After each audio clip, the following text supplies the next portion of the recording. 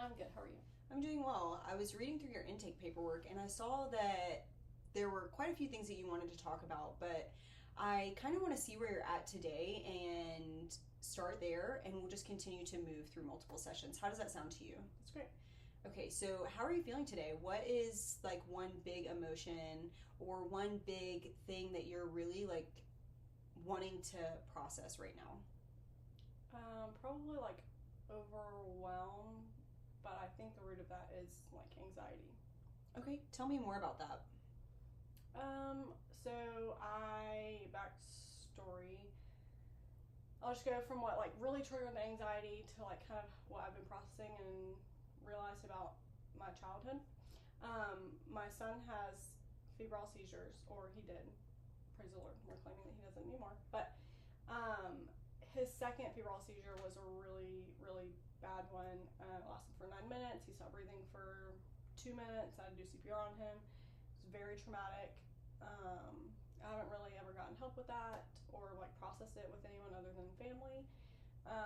And that brings up a lot of anxiety. That was kind of like where, well, I take that back. I had postpartum anxiety with him, but that's where like debilitating anxiety that I couldn't get over after the postpartum kind of faded, because that was kind of debilitating too. But that has been like lingering since that seizure.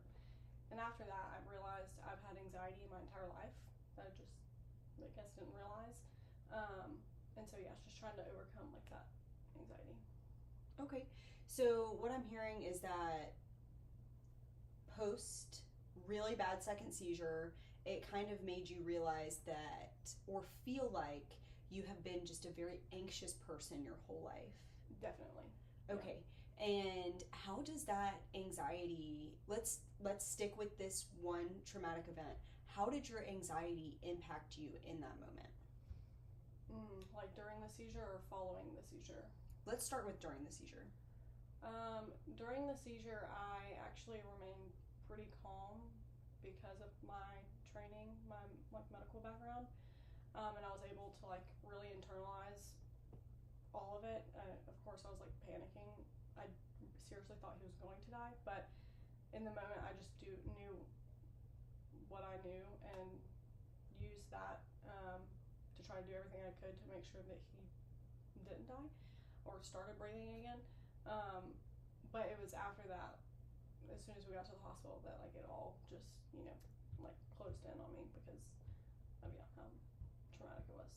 And based off of what I'm hearing from the whole story is that anxiety has just kind of followed you since then. Would you say that's correct? Oh, for sure. Yeah. Okay. So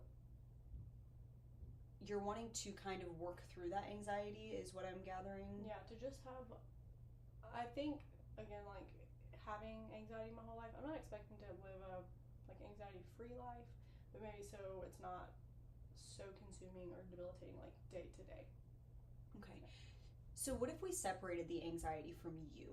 Because sometimes what we do is we'll take an emotion and we just claim that over ourselves. We kind of allow it to be a part of our identity. So when we say, "Oh, I'm just a really anxious person," that's giving anxiety a foothold in your personality, in your character, right?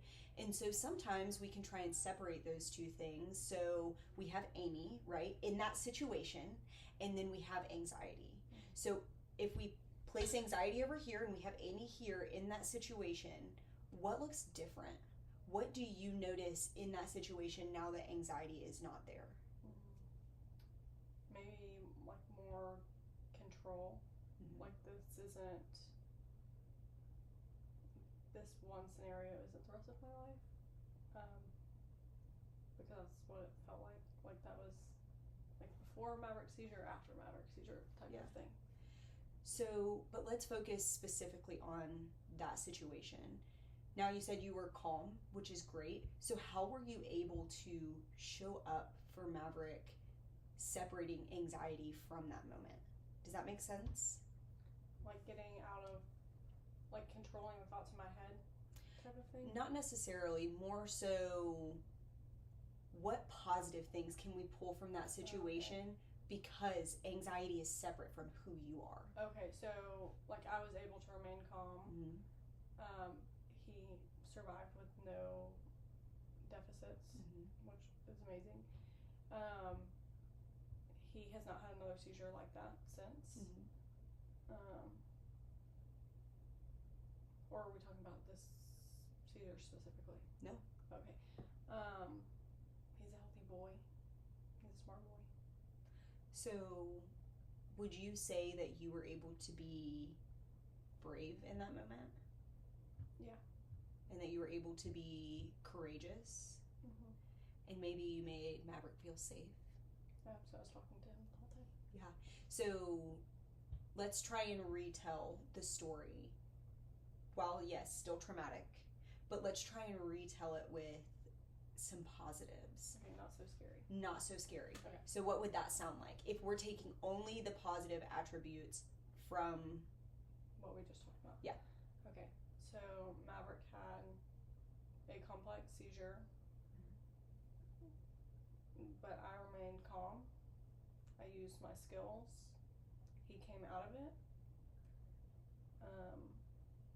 He is healthy. Nothing bad happened. Like that. Yeah, kind of like that.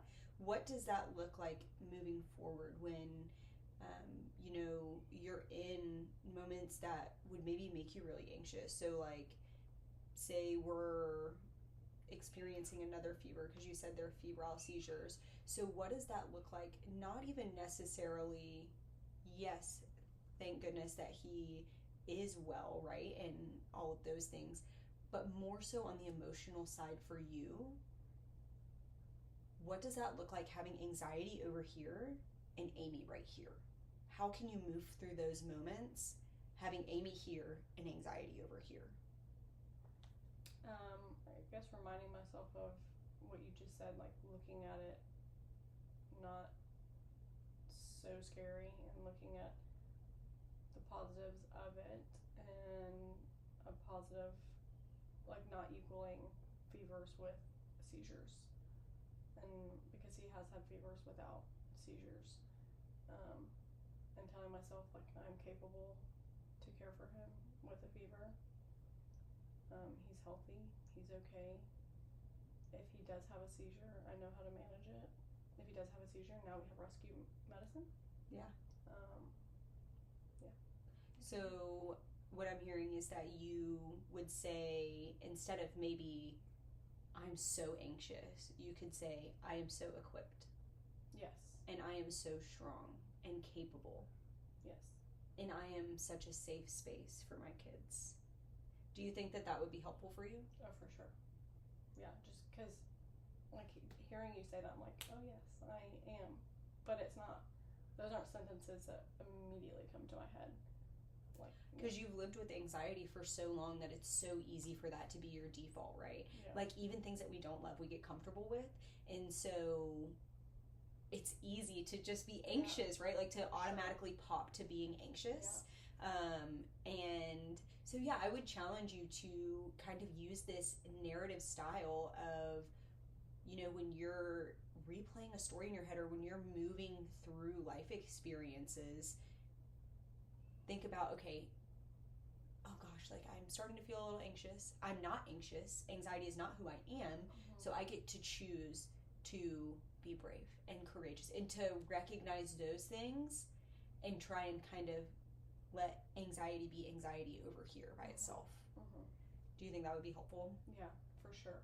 So, knowing that you have these tools, do you see yourself being able to separate those two things? Does that make sense to you, having anxiety be completely independent of you? Because that's kind of what we're trying to do, is remove anxiety from being part of your identity, because you are so much more than anxiety, right? Yeah. It may be something you experience, but we don't want that to be part of who we are, right? Yeah. I definitely think it will be helpful, because it's nothing that I've been taught before. Like, I've never even contemplated like taking anxiety. I'm just an anxious person. Right. And I'll tell you about like my childhood. I think after his seizure, I even went more into like I'm an anxious person, because I went back to how I was and things that I demonstrated as a child that showed that I had anxiety then, so I really like dug deep into I'm an anxious person. So that's never been in my like toolbox or anything to separate anxiety from me. Never known that language to do that. So I do think it'll be really helpful, especially like more sessions we go, that it becomes more of a natural thing to not claim anxiety, but train my brain to look at it in a more positive, different situations that have had a negative impact, look at the positive in them. Yeah. Well, thank you so much for coming in today, and I really look forward to continuing working with you. Yes, I think it's going to be so helpful. Thank you.